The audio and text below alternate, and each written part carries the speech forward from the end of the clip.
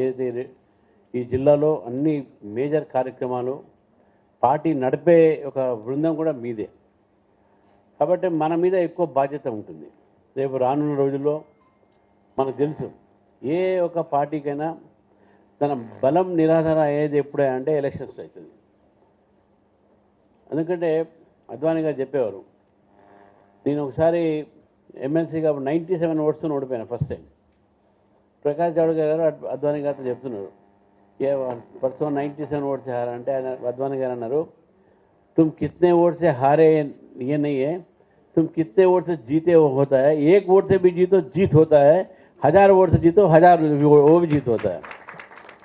So కాబట్టి గెలుపుకు ఏదైతే ఉందో అది గెలిపే మనకు రేపు కొలమాపం. పార్టీకు మనం పార్టీ గట్టిగా ఉండేదంటే గెలిపే.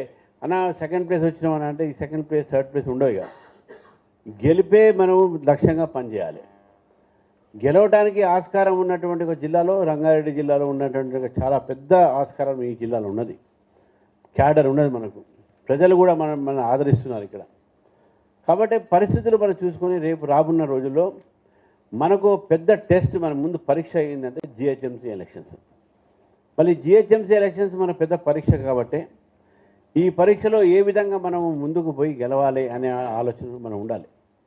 ఎందుకంటే ఈ రెండు భాగాల్లో కూడా అంటే షేర్లింగంపల్లి ఇటు ఎల్బీ నగర్ ఈ రెండు కూడా డిఫరెంట్ ఎంపీ అయినప్పుడు కూడా ఇది రెండు కూడా భారతీయ జనతా పార్టీ ఒక ప్రాతినిధ్యం వహిస్తున్నటువంటి ఒక పార్లమెంట్ క్షేత్రం అది.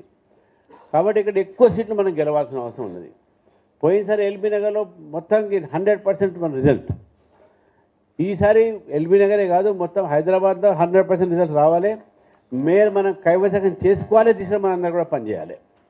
మనం ఆ విషయంలో ఆ ఒక లక్ష్యం మనం తప్పొద్దు. మనం గెలవాలంటే మళ్ళీ దానికి అంటే ఆర్గనైజేషన్ కూడా స్ట్రెంత్ ఉండాలి. ఒకవైపు పబ్లిక్ మనతో ఉన్నప్పుడు కూడా మనం ఆర్గనైజేషన్ కూడా మన స్ట్రెంత్ ఉండాలి. ఆ స్ట్రెంత్ అనేది ఎట్లా కనబడుతుందంటే మనం ఐక్యత్వంతోనే కనబడుతుంది. Unity is strength. Divided we fall, united we stand అనేది చిన్నప్పటి నుంచి వస్తూనే ఉన్నాం.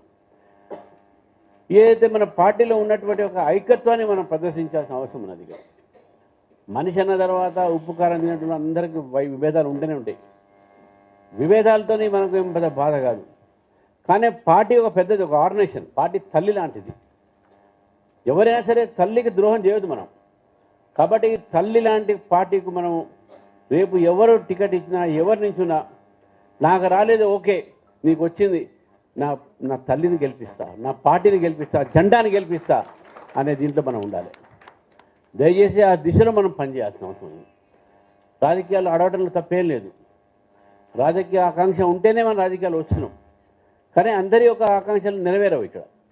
కానీ పార్టీ యొక్క లార్జర్ ఇంట్రెస్ట్ ఇది కేవలం ఒక మున్సిపల్ ఎలక్షన్స్, దీని తర్వాత అసెంబ్లీ ఉంటుంది, దీని తర్వాత పార్లమెంట్ ఉంటుంది, మళ్ళీ దీని తర్వాత రూరల్ సైడ్ జెడ్పీటీసీలు ఉంటాయి, ఎంపీటీసీలు ఉంటాయి.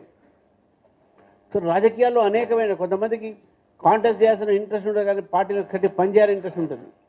మరి అటువంటి ఒక ఏదైతే మన క్షేత్రం ఉంది కాబట్టి ఆ దిశలో మనం పనిచేయాల్సిన ఆలోచించాల్సిందిగా మీ అందరినీ కోరుతా ఉన్నాను. రెండో విషయం ఏంటంటే కార్యక్రమాలు మనం తప్పకుండా చేయాలి. కార్యక్రమాలు ఏదో ముక్కుముడిగా చేయడం కాదు. ఇది ఫార్మాలిటీగా ఏదో చెప్పారు, రాష్ట్రం నుంచి వచ్చింది, మనం పోతున్నాం, రిప్రజెంటేషన్ ఇస్తున్నాం, వస్తున్నాం, ఇది కాదు. ఒకప్పుడు భారతీయ జనతా పార్టీ అంటే భారతీయ జనతా పార్టీ స్ట్రీట్స్ మీద కనబడేది. స్ట్రీట్ ఫైట్ అంటే ఫైట్ అంటే కత్తిరి పెట్టి కట్టాలి కాదు, ప్రభుత్వం వ్యతిరేకంగా పోరాటాలు, అరెస్ట్ కావడం, లాఠీచార్జ్ కావడం అటువంటి ఉంటుండే. జైలుకు ఇప్పుడు జైలు అంటే పోలీస్ స్టేషనే, అప్పుడు జైలు అంటే మన ముషిరాబాద్ వేసేది. ఇప్పుడు ముషిరాబాద్ చెంచగడ ఒకటే ఉంది. ఆ ముషిరాబాద్ గాంధీ హాస్పిటల్ ఉంది.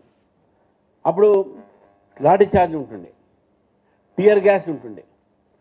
అది రాజకీయమైనటువంటి ఒక బలమైన ప్రదర్శన మన శక్తి ప్రదర్శన కానీ మన బల ప్రదర్శన కానీ చేయాల్సిన అవసరం ఉన్నది మనకు. ఈ ప్రభుత్వం చేసిన తప్పులు కానీ, గత ప్రభుత్వం చేసిన తప్పులు కానీ, వాళ్ళ కరప్షన్ కానీ, ప్రజలని మర్చిపోయి కానీ అన్నీ కూడా ఇవన్నీ ఎన్నో ఇష్యూస్ ఉన్నాయి. మనకు లోకల్ ఇష్యూస్ ఉన్నాయి. ఆ లోకల్ ఇష్యూస్ని ఐడెంటిఫై చేయండి. మీరు ఐడెంటిఫై చేసి లోకల్గా మనం మండల్ లెవెల్ నుంచే దాని మీద పోరాడాలి. చిన్న తీసుకొని దాన్ని పెద్ద చేసి ఒక పెద్ద ఎత్తున మనం ఉద్యమాన్ని కూడా నిర్మాణం చేయాల్సిన అవసరం ఉన్నది. రాష్ట్ర పార్టీ దాని గురించి ఆలోచిస్తుంది. మీరు కూడా జిల్లా పార్టీ నుంచి ఇష్యూస్ మీద కోఆర్డినేషన్స్తోని మీరు కంపల్సరీగా కార్యక్రమాలు చేయండి. ఈ కార్యక్రమాలు చేసి ముందు పోతున్న అవసరం ఉంది. చివరికి ఒకటే మాట చెప్పి నేను ముగిస్తాను. ఈరోజు మనందరం ప్రజలందరూ కూడా మనని చూస్తూ ఉన్నారు. ఈరోజు ఈ రాష్ట్రంలో కాంగ్రెస్కు అవకాశం ఇచ్చారు, బీఆర్ఎస్కు అవకాశం ఇచ్చారు. ఇప్పుడు ఎవరికి అవకాశం ఇవ్వాలి అనేటువంటి ఆలోచన వచ్చినప్పుడు రెండు పార్టీలతో కూడా ప్రజలు విసిగించబడారు. కాబట్టి బీజేపీకి అవకాశం ఇద్దాము అనే ఆలోచన ఉన్నారు. ఆ ఆలోచనకు తగ్గట్టుకు మనం పనిచేయాలి. మనం ఆ ఆలోచన తగ్గట్టు మనం పని చేస్తే ప్రజలు తప్పకుండా మనల్ని విశ్వసిస్తారు, మన దగ్గరికి వస్తారు.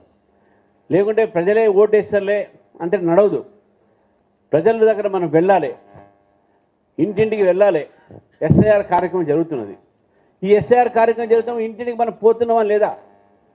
మనం BLA 2తో పాటు మనం కూడా ఒక రోజు 2 రోజులు టైం ఇవ్వాలి. మనం టైం ఇచ్చి మన ఓటర్ లిస్ట్, మన ఓట్లు ఉన్నాయా, ఓట్లు నమోదు చేసుకుంటున్నామా లేవా మనం చూడాలి. ఒకటి ఇది చాలా అవసరం మనకు. అది మన బూత్లో ఎంతమంది ఉన్నారు, ఏ ఒక క్యాస్ట్ ఎక్కువ ఉన్నది, ఎవరు ఎక్కువ ఉన్నారు, ఎవరెవరు ఉన్నారో పరిచయం చేసుకోవాలి. వాట్సాప్ గ్రూపులు తయారు చేయాలి, ఫేస్బుక్లు చేయాలి. కానీ ఫేస్బుక్లు, వాట్సాప్లో గుడ్ మార్నింగ్, గుడ్ ఈవినింగ్ కాకుండా మన లీడర్ల మీద కథనాలు, తిట్లు ఇవి తప్ప ఇవి చేస్తే పార్టీ దృష్టికి వస్తే వితౌట్ నోటీస్ సస్పెండ్ చేస్తాం. ఎవరైనా క్రమశిక్షణని ఉల్లంఘిస్తే నేను చెప్తా ఉన్నాను, ఇప్పటికే చాలామంది సస్పెండ్ చేసినాము. వితౌట్ నోటీస్ మోటో సస్పెండ్ చేసే పవర్ పార్టీకి ఉన్నది.